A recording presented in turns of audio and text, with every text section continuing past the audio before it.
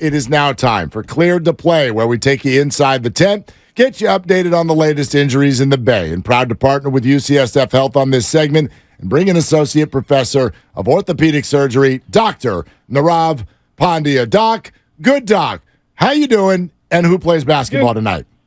Oh, Stephen Curry plays basketball tonight. Thank you. Got to go with the tried and true. Okay. All right. Yeah, let's get a dub. This is a big one. But more importantly, from your standpoint, what did you think GP2 looked like on Sunday? I think he looked phenomenal. I mean, for someone who hasn't played a lot of basketball over the past year, except for that, a little bit of time with Portland, he played 15 minutes, which was huge. I was expecting maybe 8 to 10 minutes. He looked really good in those 15 minutes. And anytime you have core or adductor issues, you're going to see it impact explosiveness, agility, change of pace.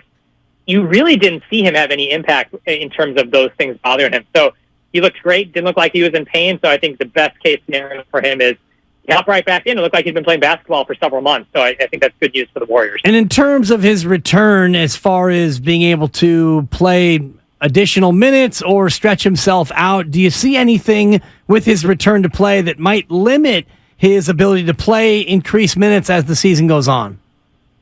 I don't think so. I mean, typically with core adductor issues, typically if you're feeling good and you're not having any pain, there's not really a really graduated ramp up that you have to do, say, with like an ACL or coming off an MCL.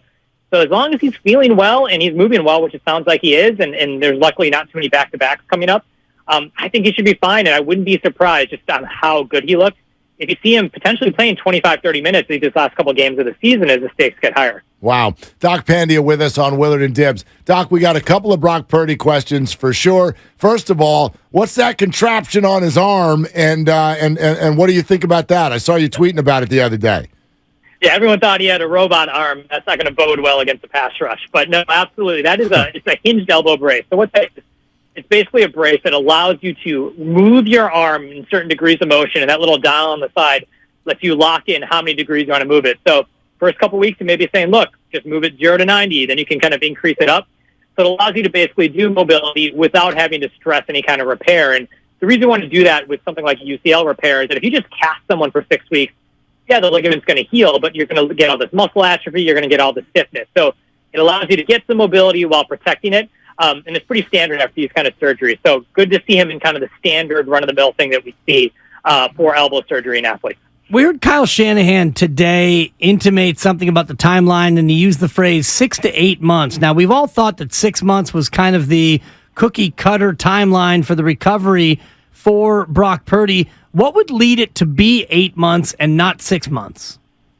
Yeah, so typically, there are kind of 2 or 3 critical time points with this recovery. One would be at the 6-week mark, and that's typically when athletes get out of the brace. So if he has any swelling or any pain, he could be braced longer. That would kind of then push back the timeline.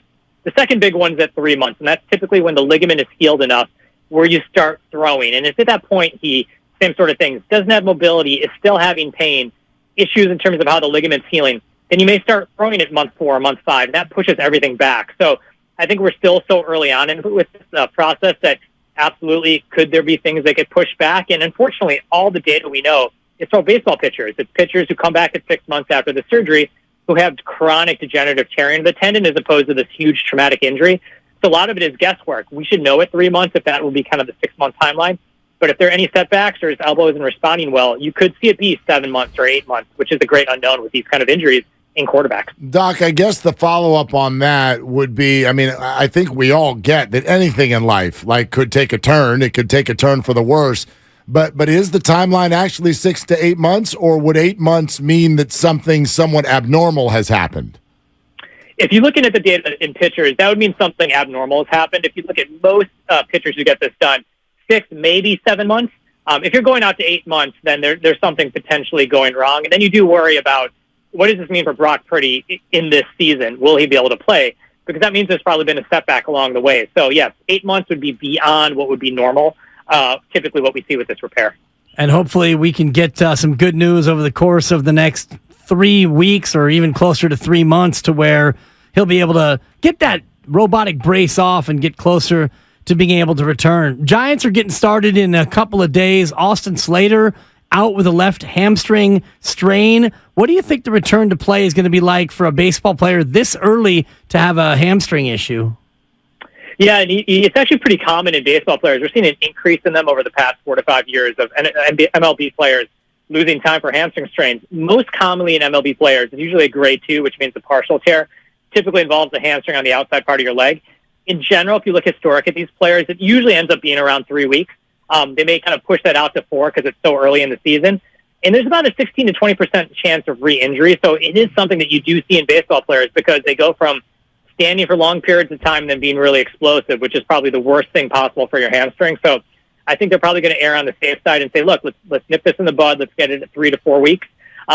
Understanding that there is a higher rate of re-injury with baseball players, but hopefully this is minor, not a big deal, and he should be back. But something to watch as the season goes on. I was excited to see Mitch Haniger. A little bit of a bummer that the Giants are not going to have his services at the start of the year because of an oblique injury. What's your outlook on him?